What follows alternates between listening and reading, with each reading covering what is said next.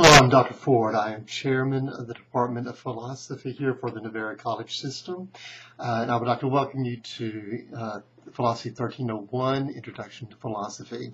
I'd like to give you a few pointers about myself, some information, but please, after watching this video, please go to the next video, which will talk about some of the course dynamics, some things I think you will be very interested in as the semester goes along, as far as grading, especially what is required for an A. Again, I'm Dr. Ford. I am married. I have a wonderful wife. She works with one of the local pastors here in Corsicana. I have a son who is working on his master's in economics, specifically in the area of analytics at North Carolina State University, Raleigh, North Carolina. He is married to a beautiful young lady. She is recently graduated from Baylor University. They both originally came from Baylor University, and she majored in communications. My daughter is entering her third year of college there at University of North Texas. She's hoping to enter the communication design program starting this spring.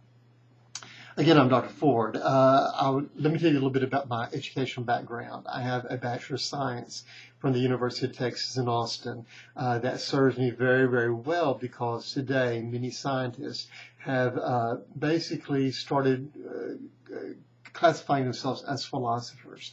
For example, in his book, The Grand Design by Stephen Hawking makes a lot of claims in the area of philosophy based upon his scientific knowledge. Well, that's certainly well because we need to be conversant with the scientific community and see if their claims in the area of philosophy are actually going to be substantiated. Later, I went on to get my master's and my PhD at the University at Southwestern Baptist Theological Seminary in Fort Worth. I've been very fortunate to study with two very fine philosophers. The first one is John Howe, who studied with Stephen Evans. Stephen Evans is one of the top 5 philosophers in a specific area of philosophy. Very, very gifted, very qualified. Earlier, I studied with Dr. Jan Woodfin. Dr. Woodfin was a graduate of Baylor, which has a very fine philosophy department, but went on to get his master's at Princeton University. There he studied with Emile Caillet, who was a member of the French Academy of Arts and Sciences, very prestigious. Later, he got his PhD at Edinburgh University. Edinburgh University is one of the top 15 schools in the world in the area of philosophy. Later on in the course, this semester, you'll be reading about David Hume, who lived in the 1700s. He came from Edinburgh University. David Hume is noted as the finest philosopher in the English-speaking peoples. So a lot of prestige with these guys I worked with. But the best thing about Dr. Woodfin was after he got his PhD from Edinburgh, he went on to Cambridge, and there he studied at Malden College with C.S. Lewis. Now, you may be wondering, why would he study with C.S. Lewis, a writer of children's novels, if he is interested in the area of philosophy? It's because most people do not understand the genius that C.S. Lewis was. He wrote in every genre of literature there was, not only just children's literature, but also in fantasy, also in technical writings. He wrote the definitive book, probably on the area of English literature of the 1500s, excluding drama. But he also was very brilliant in the area of philosophy. He actually got 3 degrees from Oxford over a period of 5 years. That is phenomenal. Normally it takes you anywhere between 9 to 12 years to get 3 degrees. His first degree was in the area of philosophy and Greek, Latin languages and literature. Also, his second degree was in ancient cultures and history.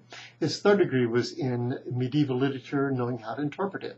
Well, all 3 of these are very important in the area of philosophy because, first of all, we do philosophy, but there are many times people make claims upon the past which have implications for philosophy, and they present no evidence for it.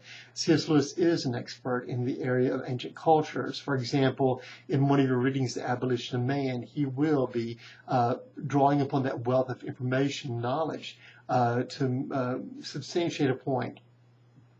Let me tell you this, although Lewis is brilliant, and I do use him to give you a full perspective. For example, your first assignment will be in the area of ethics, and Nishka is very hostile towards Judeo-Christian ethics. You'll pick this up as you read it. Well, if you're going to have somebody attack a system, it's probably nice to have a counter voice to give the opposite opinion. This way you will have a full balance, a full approach to each of these topics. Let me assure you this, although I've been heavily influenced by C.S. Lewis and believe in that train of thought, I can assure you that whether you agree with me or not is irrelevant for this course. If you want to do well in this course, make an A, you just need to do the assignments and do them well. I have many people who do not agree with me and they make A's. I have many people who agree with me and they make C's and D's and F's. So your beliefs are totally irrelevant. All that matters is that you do process the material. Take it seriously. This is a cool time for you to deal with these great issues in life. And also just do well on the subjects, and you'll do extremely well. Again, welcome to the course, and I hope you have a great semester.